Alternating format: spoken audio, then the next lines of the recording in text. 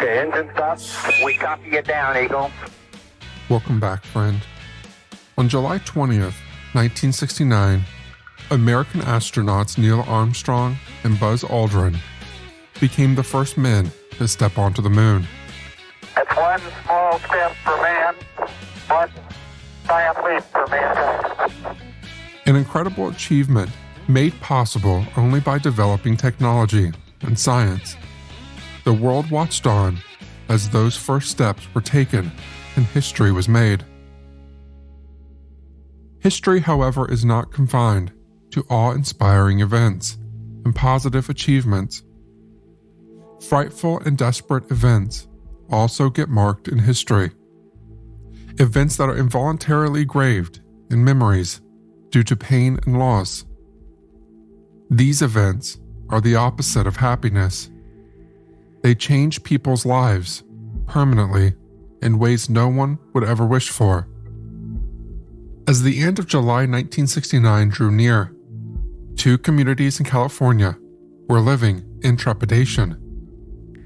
Benicia and Vallejo were small cities, with populations now frightened of the darkness and the horror that could happen under its veil.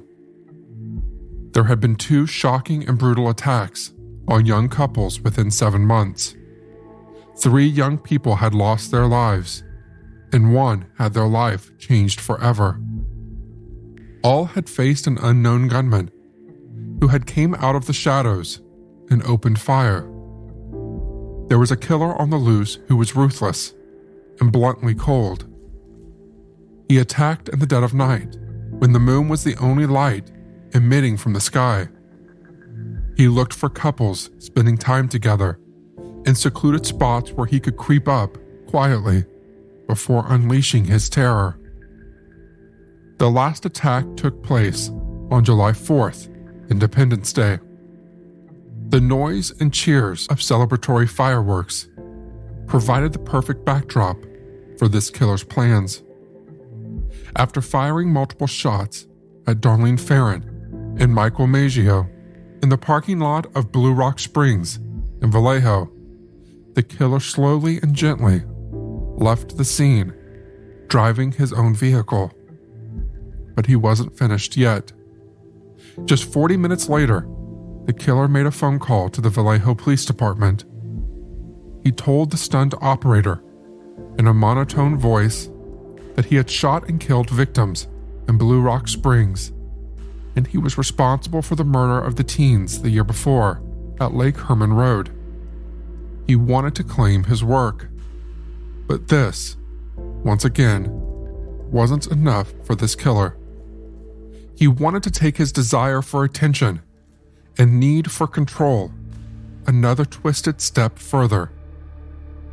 It's not often the world of serial killers crosses over into cryptography. Murder and ciphers are not generally friends, but this killer had a game to play. Almost 1 month after the attack at Blue Rock Springs, letters were hand-delivered to 3 local newspaper offices.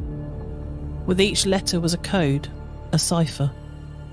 It was a secret formula only the killer knew.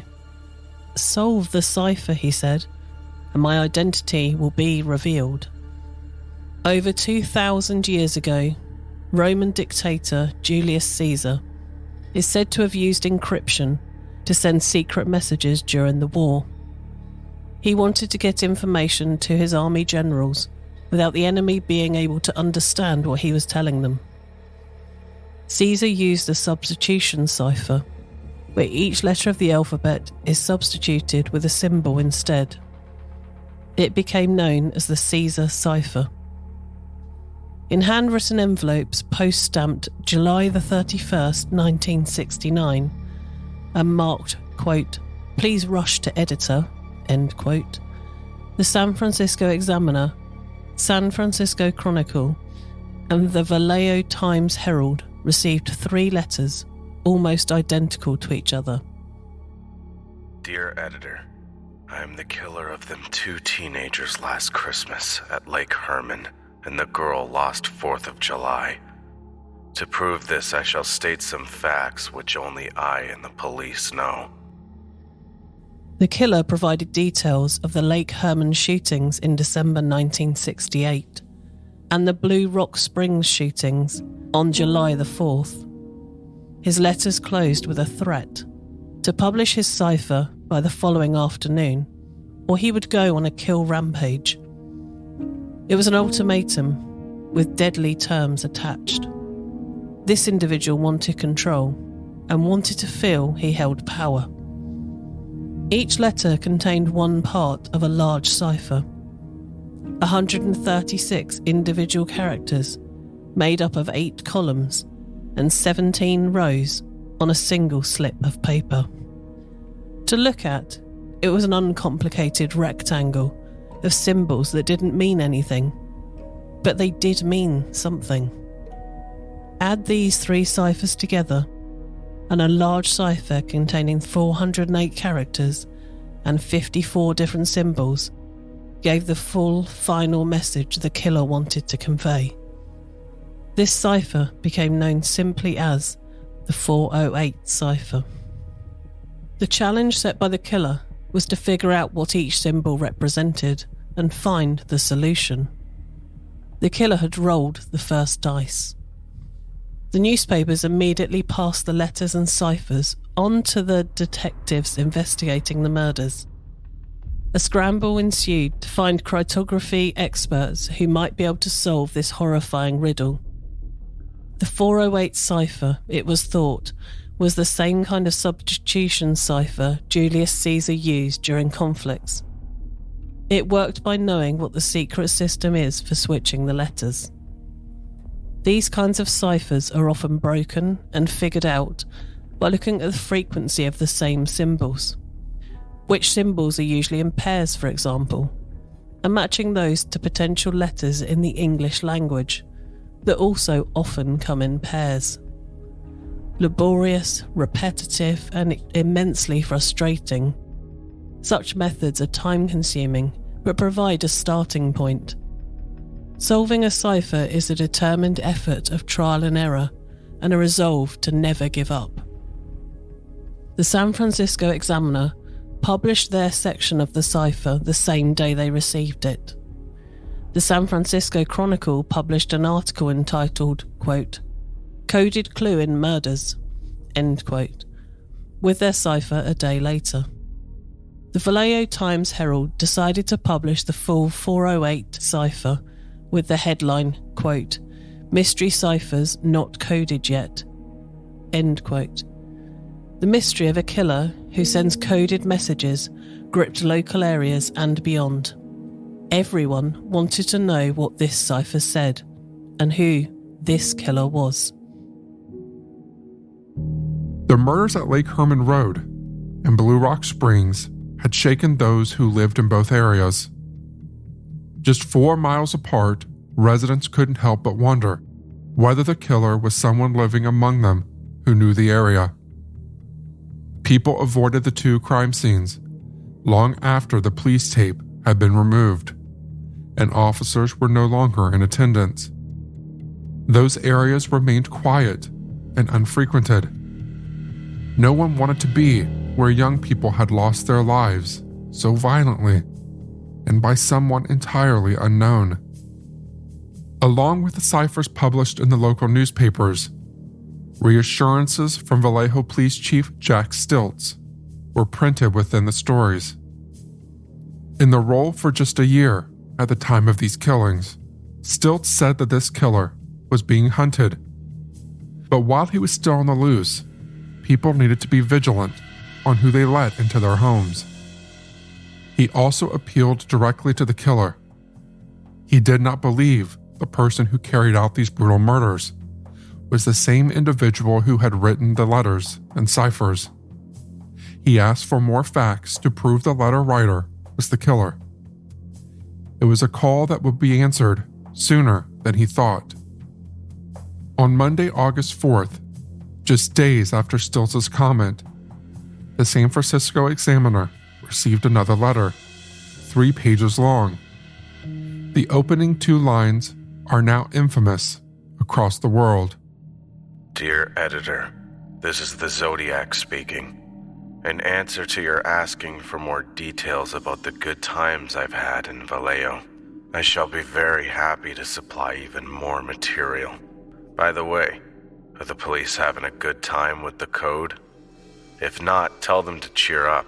When they do crack it, they'll have me. On the 4th of July, I did not open the car door. The window was rolled down already. The boy was originally sitting in the front seat when I began firing. When I fired the first shot at his head, he leaped backwards at the same time, thus spoiling my aim. He ended up on the back seat, then the floor and the back, thrashing out very violently with his legs. That's how I shot him in the knee. I did not leave the scene of the killing with squealing tires and a racing engine as described in the Vallejo paper. I drove away quite slowly so as not to draw attention to my car.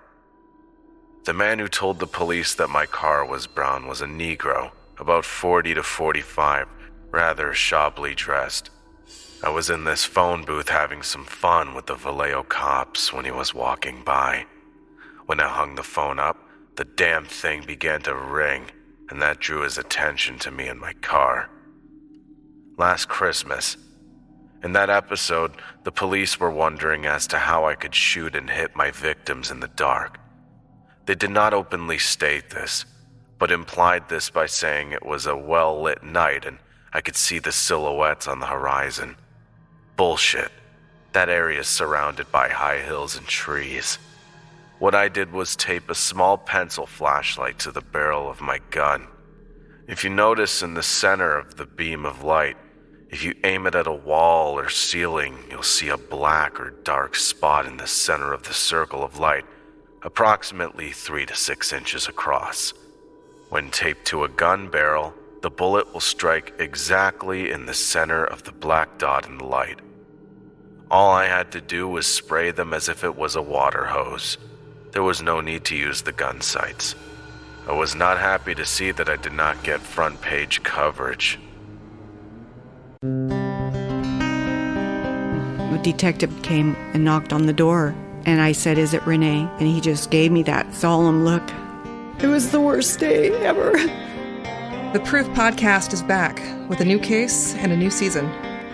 23 years ago, 18-year-old Renee Ramos went missing. Her body was later found in an empty Home Depot building on the edge of town. I don't think that they arrested the right people. It's about time somebody's trying to do something. She had a black eye about 2 weeks before she was murdered. They are involved. They definitely had her body and her backpack. You know people are going to judge you, right? Of course, they're judging me now. They've been judging me damn near my whole life. You can listen now to Season 2 of Proof, wherever you get your podcasts, and follow along with us as we reinvestigate the murder at the warehouse. I have to ask, did you kill Renee? Why are so many dogs suffering from health issues?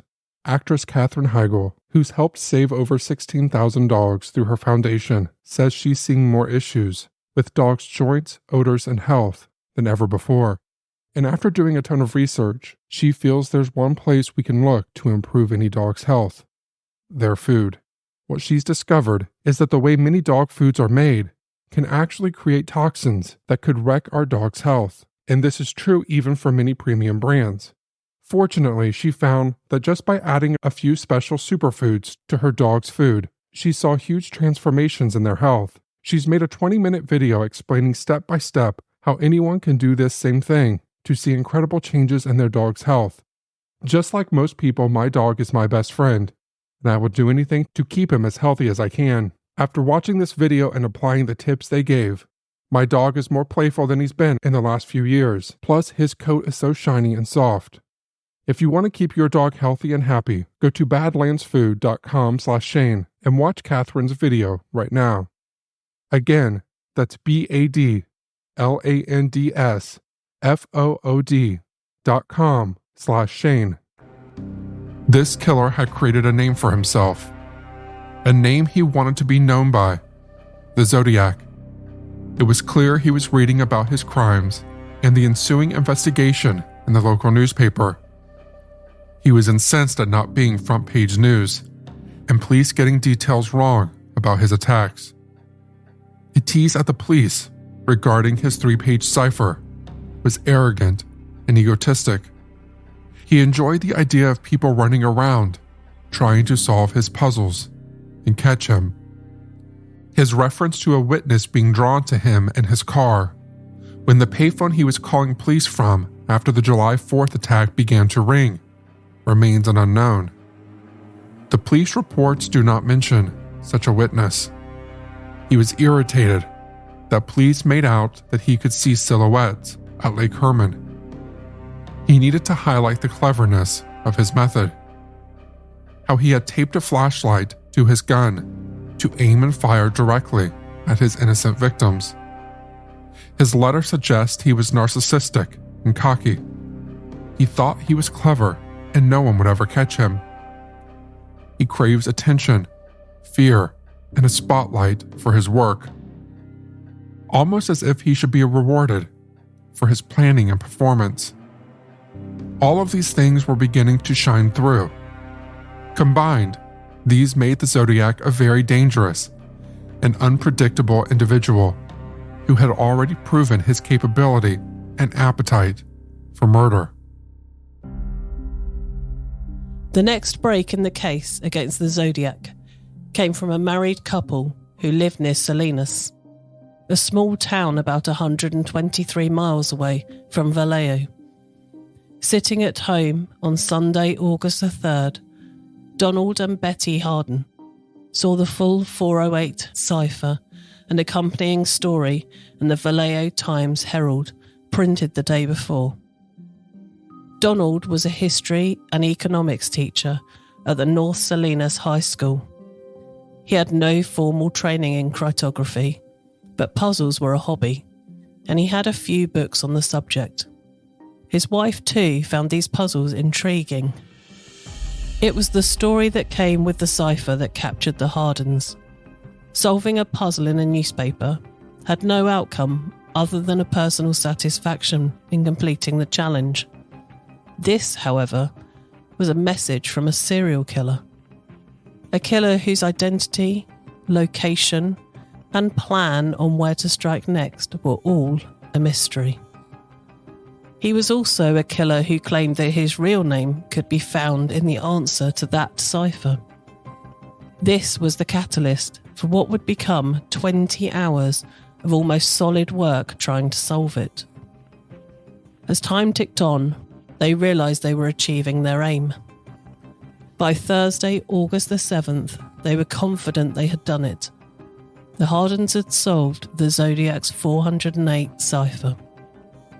At 6:35 a.m. on August the 8th, a detective at the Vallejo Police Department received a phone call from San Francisco Chronicle reporter George Murphy.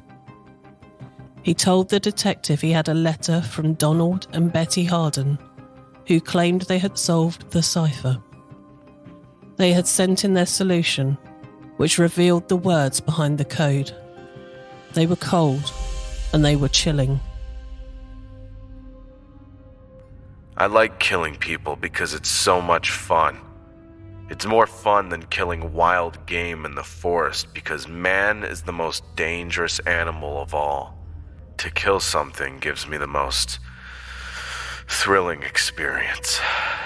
It's even better than getting your rocks off with a girl. The best part of it is when I die, I'll be reborn in paradise and all that I've killed will become my slaves. I will not give you my name because you'll try to slow down or stop my collecting of slaves for my afterlife. The last part of the message was garbled and had not been deciphered. In some places, words were misspelled, either on purpose or an unintentional error. At the end were 18 random characters that the couple could not decipher. The Zodiac's name was not revealed. The Hardens' solution was checked and verified by the FBI and cryptography experts. All agreed they had uncovered the message the Zodiac intended. Years later, in 1998, Donald Harden gave an interview in an episode of America's Most Wanted, where he spoke briefly about how he and his wife cracked the code. Look for a similar repeated pattern. And the major thing was that we felt that the word kill or killing would appear in his code, and the word I, because he had an ego.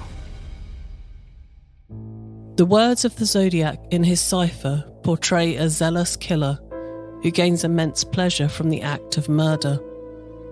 Taking the life of another human being was a thrill and an excitement. The message spoke of his victims becoming his slaves in the afterlife, a possible motive for why he was carrying out these vicious acts. But this killer liked to play games. Being able to have faith in his words and acceptance they were speaking the truth was impossible. This extra mysterious layer of coded messages that were sitting on top of this brutal, multiple murder case added new dimensions to it. This was 1969. Communications from serial killers were not the norm.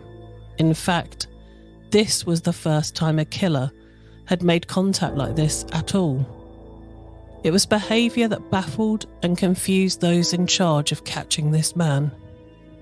This killer's boldness and desire to taunt and tease was bewildering. The Zodiac was eagerly putting himself forward and forefront. He needed to be credited, and fear was driving his inability to stay quiet. It was an exposure risk he didn't have to take, but this killer was fearless, and it would seem relentless.